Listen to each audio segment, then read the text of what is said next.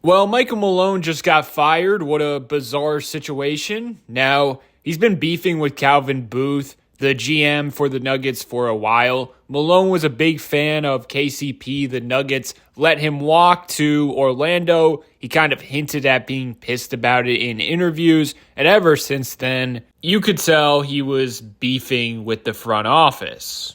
And supposedly they don't really talk behind the scenes. So clearly Booth was just waiting for an opportunity to fire Malone. And this post from Nugget Watcher is pretty crazy considering it was from just a day ago. He said, and I quote, "I'm usually not very critical of Coach Malone, but it really feels like he's lost this team. His words don't seem to bear the same weight that they used to. Basically, everything is falling on deaf ears at this point. I'd officially consider him on the hot seat." So clearly he lost the team, and I guess that was enough to let him go before the playoffs. I personally found this post amusing from Free Wave 3. This is what happens when you prioritize farming on/offs and triple doubles over winning rotations. Ultimately, that leads us to the question: should the Sixers go after Mike Malone if they fire Nick Nurse? Let me just start off by saying the problem with the team this year is mostly on the players and injuries. Nurse wasn't good,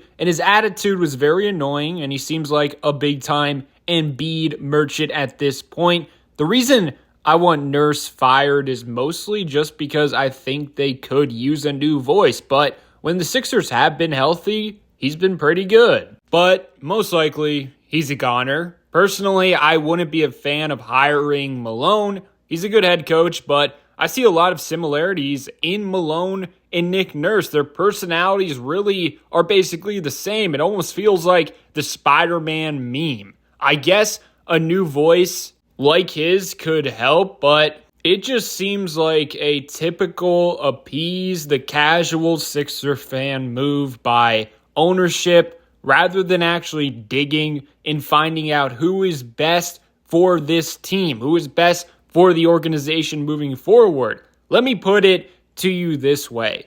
If the Eagles were run by the Sixers after firing Doug Peterson, they would have hired someone like John Gruden instead of Nick Sirianni. But also, think about it. Based on the recent hires of the Sixers, do you think they would ever hire a guy like Nick Sirianni? Overall, as a fan, I'm just kind of sick of hiring the coach that just got fired. It might be the best move, but still, I don't want to do it because we've been doing that over and over again. But on top of that, I want the most motivated head coach possible with an edge. For instance, Doc Rivers, Nick Nurse, and Michael Malone, they got their ring. They've proven themselves. Once you get that naturally, you can relax a bit. Of course, Nurse and Malone still want to win. That is clear. Doc Rivers, let's be real, he doesn't care. He's just collecting a paycheck.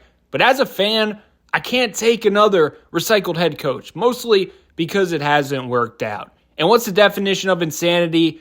Do the same thing over and over and over again and expect different results. Hire an assistant on a championship coaching staff or something like that. Someone like Chris Quinn. He's been under Spoelstra in Miami for quite a while and has been getting head coaching interviews for years. I need something different. It probably won't work out, but I can't take another coach that just got fired.